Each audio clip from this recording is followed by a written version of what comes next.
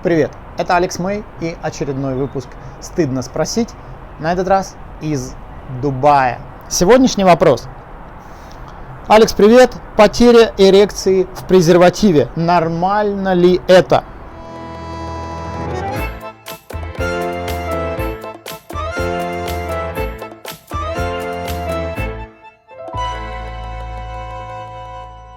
Я получаю много подобных писем. И в большинстве из них проскальзывают, знаете, как говорится, панические нотки. Давайте поговорим, откуда эта проблема, да, и что делать. Проблема возникает, во-первых, когда?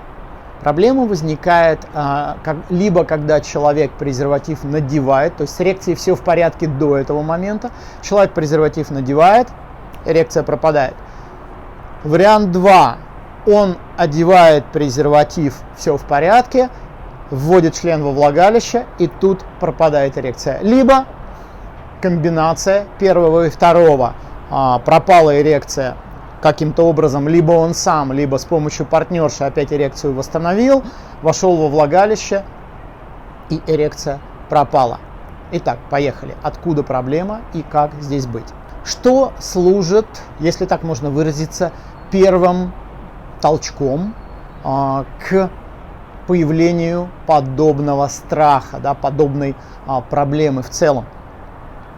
Это то, что человек, когда надевает презерватив, и вот то, что я сейчас скажу, многие посмеются, я сам бы лет 25 назад бы тоже 30 посмеялся, потому что я считал, что я знаю все, но тем не менее, как ни странно, да, человек одевает презерватив неправильно. Если человек надевает презерватив неправильно, первое, да, либо он надевает презерватив и ему этот презерватив не подходит, что люди не задумываются о том, что презервативы разные, как и разные члены. И если вы надеваете неподходящий презерватив на свой член, то эрекция запросто может пропасть. Итак, не умеет надевать презерватив, еще раз повторю, да, как не смешно это звучит, останьтесь со мной и прислушайтесь к тому, что я говорю. И второе, презерватив, который ему не подходит. Вот и все, эрекция теряется. Плюс ощущения, конечно же, до того, как человек его одел, были одни, и партнерша, возможно, и мануально, и орально его ласкала, это было мега круто. И тут появляется буфер, естественно, ощущения стали совсем другие. Следующий шаг, да, в этой порочной, злостной цепочке, да, шаг номер 2. Единожды, для кого-то это опозорился, да, единожды произошла эта коллизия, девчонка могла что-то сказать. Не все девчонки тактичны. Кто-то могла, а что я такого сделала? А что, они ко мне на программу бывает приходят, а что я такого сказала? Сказала человеку, а у него теперь регулярно там эректильная дисфункция. А я пошутила. Понимаете, да? То есть она могла пошутить, или она могла действительно что-то язвительное, колкое, циничное сказать. Либо она могла элементарно промолчать, а человек сам начал додумывать. Возможно, для нее это не было чем-то, не знаю, плохим, из ряда вон выходящим. Ну, случилось и случилось. А человек сам себе начал накручивать. И когда он в следующий раз ложится в постель с женщиной, может быть, с той же самой, а может быть, с другой, то, что называется, да, синдром вот этот тревожного ожидания, синдром ожидания неудачи. Когда презерватив становится неким триггером, да, спусковым крючком на то, что оба, презерватив, а что случилось со мной в тот раз, а не случится ли это в этот, понимаете, да? Вот и все, вот и это, скользкая дорожка вниз с обрыва, вот она. И по итогу человек, сам того не желая, ставит у себя в голове серьезный психологический блок на секс с презервативом, а может быть, кто-то ставит его и на секс в общем, на секс с женщинами в общем, и начинает ждать, это же подсознательно зачастую ждать, что вот он секс, значит сейчас произойдет какая-то, ну не знаю, позорная, болезненная для него, травматическая, психологическая ситуация. Как быть? Не пользоваться презервативами в наше время не вариант. И если вы игнорируете это правило, жесткое правило, без презерватива сексом вы не занимаетесь. Если же это ваша партнерша, может быть недавняя, может быть давняя, результатов анализа ее результатов анализов не знаете, либо вы женщина, и это в вашей жизни новый мужчина, может быть вы год вместе, не знаю, может быть 2 года вместе, но вы не видели результатов анализов друг друга. Поймите, этот человек или женщина могла переспать с мужчиной, там, не знаю, там 2-3 года назад, не проверялась все это время. Или мужчина, у него был там случайный секс, он обычно такой прямо весь правильный, а вот тут он, не знаю, там девушка его бросила, он пошел, у него там по пьяни был случайный секс с девчонкой, а эта девчонка там переспала уже с половиной города, либо наоборот, да, женщина где-то там, не знаю, от отчаяния, решив кому-то отомстить, там самые разные бывают ситуации, переспала там с каким-то самым, не знаю, жестким повеса этого города, вот и все. Достаточно одного контакта, поймите, от каких-то болезней, к сожалению, передающих половым путем, невозможно излечиться. И от каких-то, увы, лекарств пока вообще не придумали. Поэтому не рискуйте, поймите, да, пользуйтесь презервативами. Если это ваш человек рядом с вами, любящий вас, которому вы доверяете, который доверяет вам, и вы оба проверились, и ваши результаты анализов, у вас все чисто, да ради Бога. Предохраняйтесь просто, чтобы не было нежелательной беременности. А в целом, пожалуйста. Но во всех остальных случаях пользуйтесь презервативами. И как тогда быть?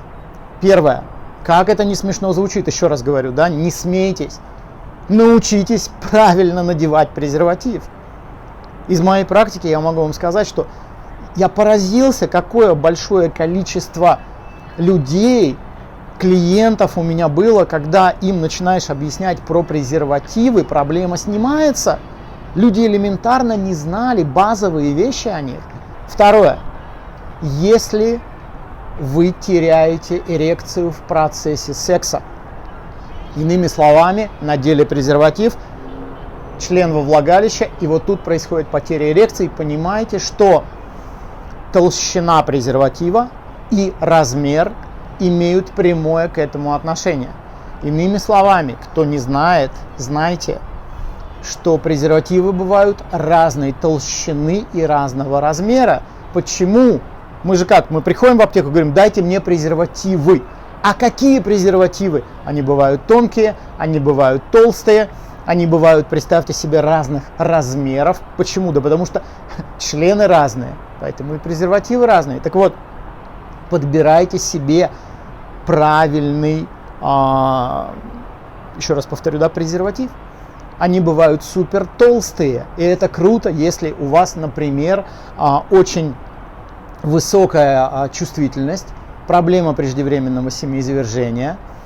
И в таком случае толстый презерватив, в свое время, когда я открыл, что вообще есть супер какие-то толстые презервативы, а у меня была проблема преждевременного семяизвержения, это мне помогло, пока я не поставил это полностью, эту проблему под контроль.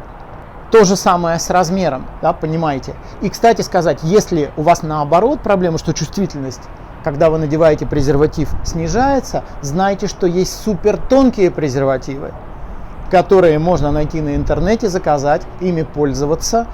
И это тоже решение проблемы в очень многих случаях. Третье. Держите презервативы под рукой. Ведь что часто бывает? Человек не подумал о том, чтобы заранее их положить, например, под подушку.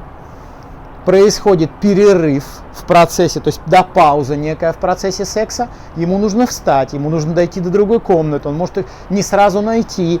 В голове начинают вертеться мысли. Так, а сейчас опять это, наверное, со мной произойдет.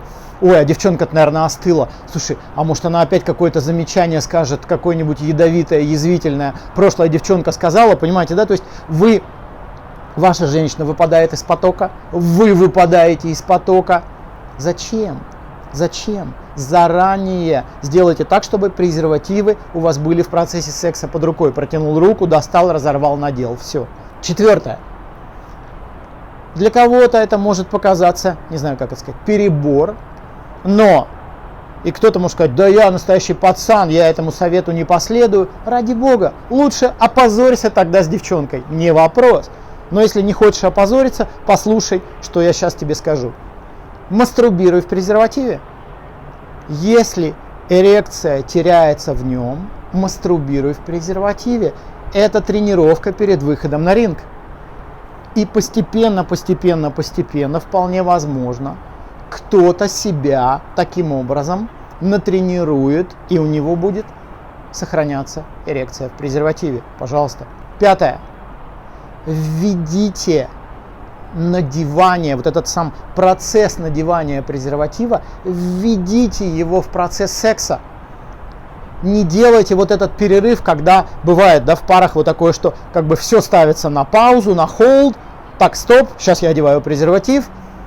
Пускай подруга продолжает вас стимулировать, пока вы достали презерватив. Он, помните, да, недалеко достали его, разорвали упаковочку и надеваете. И пускай она в это время продолжает вас ласкать, восхищаться вами, шептать вам что-то приятное. Либо пускай она сама научится надевать красиво презерватив и наденет вам презерватив.